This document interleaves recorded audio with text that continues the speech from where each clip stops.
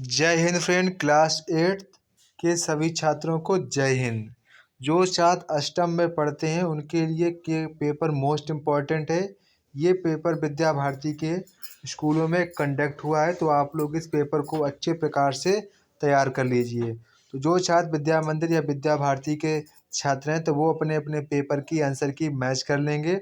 आप अगर किसी भी स्कूल के मतलब कि छात्र हैं तो आप इस पेपर को तैयार कर सकते हैं। ये पेपर आपके लिए मोस्ट इम्पॉर्टेंट होने वाला है, तो आप इस पेपर को पूरा तैयार कर लीजिए। ये पेपर विद्या भारती की ओर से बनकर आता है, तो आप इस पेपर को पूरा तैयार कर लेंगे।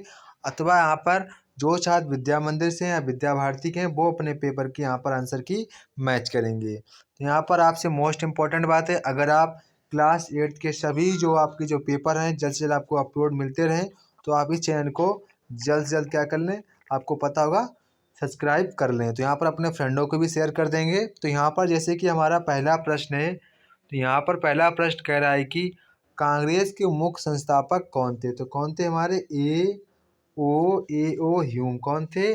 ए ओ ह्यूम थे हमारे। कौन थे? ए ओ ह्यूम। इसके बाद यहाँ पर कह रहा है कांग्रेस के नरम नरम एवं यहाँ पर आपको क्या बनना है, गरम। क्या भरेंगे? गरम। इसके बाद सरदार भगत सिंह ने हत्या कर दी थी। तो किसकी हत्या कर दी थी? जेपी सैंडर्स की। किसकी कर दी थी? JP Sanders. किसकी कर दी थी? जेपी सैंडर्स की हत्या कर दी थी। इसके बाद यहाँ पर कह रहा है भारत के प्रथम जनरल गवर्नर कौन, मतलब कि यहाँ पर फिल करना है, तो वो हमारे कौन थे? Warren Hasting. कौन थे? वारेन हेस्टिंग जो थे वो भारत के प्रथम जनरल गवर्नर थे। इसके बाद यहाँ पर कह रहा है सुरक्षा परिषद में कुल कितने सदस्य होते हैं। तो कितने होते हैं? 15 सदस्य। कितने होते हैं? 15।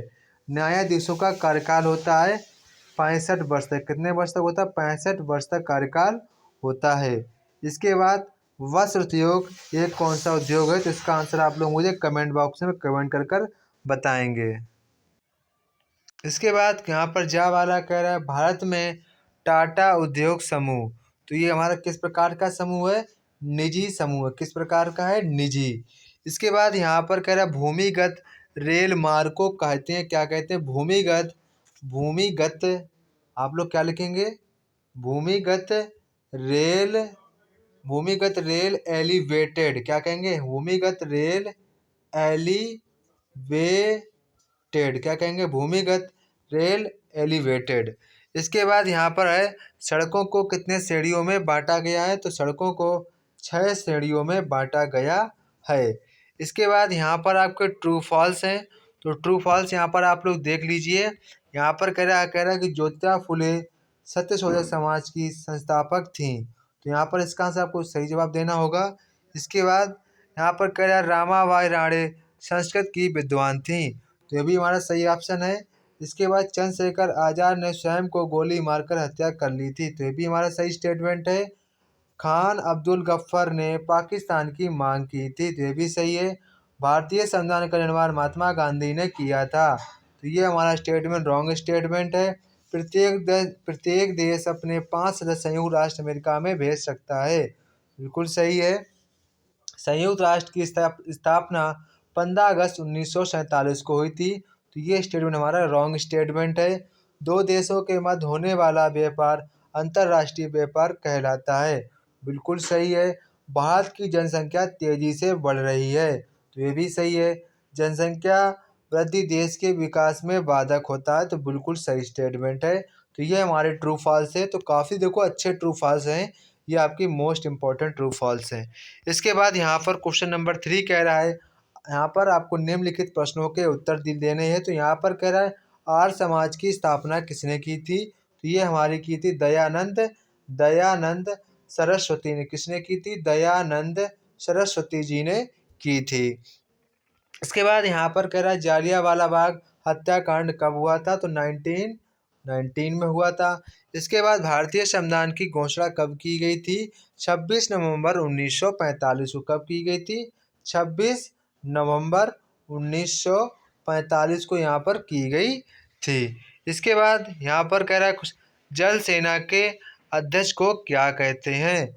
जल सेना के अध्यक्ष को क्या कहते हैं? इसके बाद कह रहा है FAO का मुख्यालय कहाँ तो है? हमारा जेनेवा में। कहाँ पे है? जेनेवा में। इसके बाद यहाँ पर निम्नलिखित प्रश्नों के आपको उत्तर देने हैं। तो कह रहा है राष्ट्रीय संयुक्त राष्ट्र संघ के सदस्य देशों की संख्या कितनी है? व्यापार के 2 प्रारूप लिखिए। जीवन की मूलभूत आवश्यकता क्या है? सन 1911 में भारत की कुल जनसंख्या में उत्तर प्रदेश का कितना अनुपात था?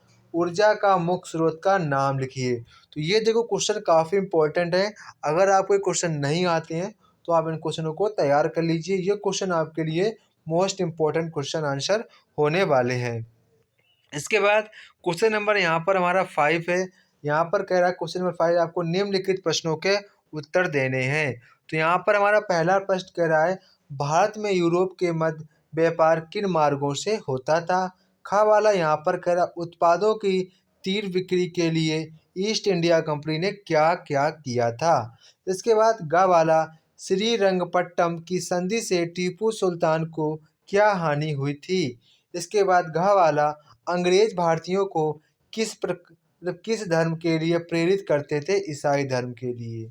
इसके बाद इंडिया कारतूसों में किसका प्रयोग किया जाता था जिसके कारण मंगल पांडे ने विद्रोह किया था? तो किसी गाय की खाल का प्रयोग किया जाता था।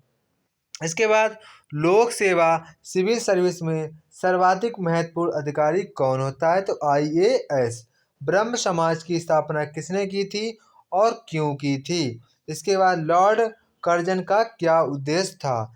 झा वाला महात्मा गांधी ने सत्याग्रह आंदोलन कब और क्यों किया था? इसके बाद कश्मीर का 1/3 भूभाग आज भी पाकिस्तान के कब्जे में है। हम उसको किस नाम से जानते हैं? तो हम किसको जानते हैं? आज़ाद कश्मीर के नाम से जानते हैं। आज़ाद कश्मीर, या तो कह सकते हैं POK के नाम से भी जानते हैं। पाकिस्तान ऑक्यूपाइड कश्मीर, पाकिस्तान ऑक्यूपाइड कश्मीर, तो इस नाम से हम लोग जानते हैं। इसके बाद क्वेश्चन नंबर 6 यहाँ पर है निम्नलिखित प्रश्नों के संक्षेप में उत्तर लिखें। तो यहाँ पर पुर्तगाल के निवेशक व्यापारी किन किन क्षेत्रों पर कब्जा था? इसके बाद गुट निरपेक्ष आंदोलन की किसी एक सिद्धांत को लिखिए। पंचशील किसी एक सिद्धांत को लिखिए। संयुक्त राष्ट्र के सभी अंगों के नाम लिखिए। संयुक्त राष्ट्र के सचिवालय कौन कौन बैठता है? देश के विकास के लिए नागरिकों को कैसा होना चाहिए? पढ़ा लिखा होना चाहिए। इसके बाद सिंचाई के साधन के नाम लिखिए। भारतवर्ष में अंतिम जनगणना कब कराई गई थी? 2011 में। लिंगानुपात से क्या तात्पर्य है? व्यापार किसे कहते हैं? तो ये क्वेश्चन आपके लिए काफ़ी इंपॉर्टेंट है। इन सभी क्वेश्चनों को आपको तैयार कर लीजिए। इसके बाद यहाँ पर हमारा क्वेश्चन नंबर 7 है। तो क्वेश्चन नंबर 7 यहाँ पर कह रहा है निम्नलिखित प्रश्नों के उत्तर आपको देना है। देशी व विदेशी व्यापार मंत्र स्पष्ट कीजिए। लाहौर डलहौजी ने हड़प नीति का वर्णन करना है। कुटीर उद्योग का वर्णन करना है। भारतीय संविधान में मौलिक कर्तव्यों का वर्णन कीजिए। सुरक्षा परिषद किस प्रकार कार्य करती है? वर्णन कीजिए। इसके बाद क्वेश्चन नंबर 8 यहाँ पर कह रहा है निम्नलिखित को भारत के मानचित्र पर दर्शाइए। हिमालय से निकलने वाली नदी गंगा है, ब्रह्मपुत्र है, तो आप 2 नदियों का यहाँ पर लिख सकते हैं। यहाँ पर विभिन्न प्रकार की उपजाऊ मिट्टियों का आपको इंडिया के मैप पर शो करना है। तो ये था हमारा क्लास 8th का हिंदी मीडियम का पेपर जो हमारे छात्र हैं उनके लिए मोस्ट इम्पॉर्टेंट है। तो आप इस पेपर को तैयार कर सकते हैं। इस पेपर को अपने सभी फ्रेंडों के पास शेयर कर दीजिए ताकि वो भी इस पेपर को पढ़ सकें। जय हिंद दोस्तों, फिर मिलते हैं अपने नेक्स्ट वीडियो में। तब तक कि आप सभी लोगों को जय हिंद।